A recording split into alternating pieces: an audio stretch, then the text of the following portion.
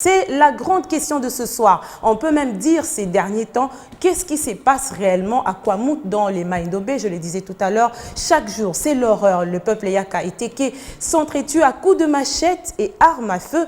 Des scènes de violence sans précédent dans les territoires, dépêchés sur les lieux pour un état des lieux. Bien sûr, l'équipe gouvernementale conduite par le vice-premier ministre Daniel Asselo a adressé un bilan de la mission auprès du Premier ministre.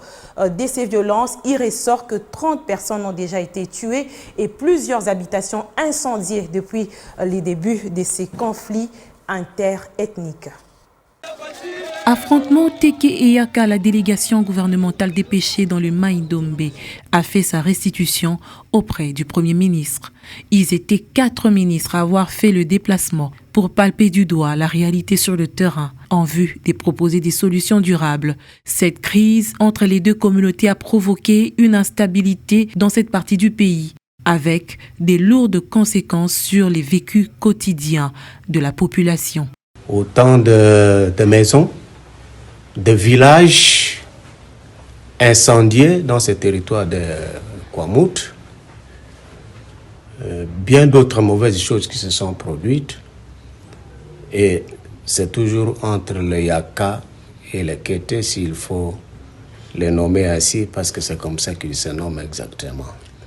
Et donc nous devrions faire ce rapport-là au Premier ministre pour lui faire savoir également que nous qui nous sommes rendus à Kwamout, nous n'avons pas trouvé l'occasion de rencontrer nos frères Yaka qui vivaient dans cette province-là. Il semble qu'ils sont tous dans des forêts.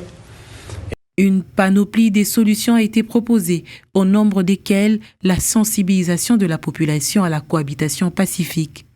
Nous, en tant que gouvernement, nous avons dit à nos frères et sœurs de Kwamout, de Maïndombe, que c'est vrai qu'ils sont frustrés, c'est vrai qu'ils sont malmenés, mais le gouvernement de la République ne peut pas accompagner une communauté à pouvoir se gêner de vivre avec une autre, sur toute l'étendue de notre territoire.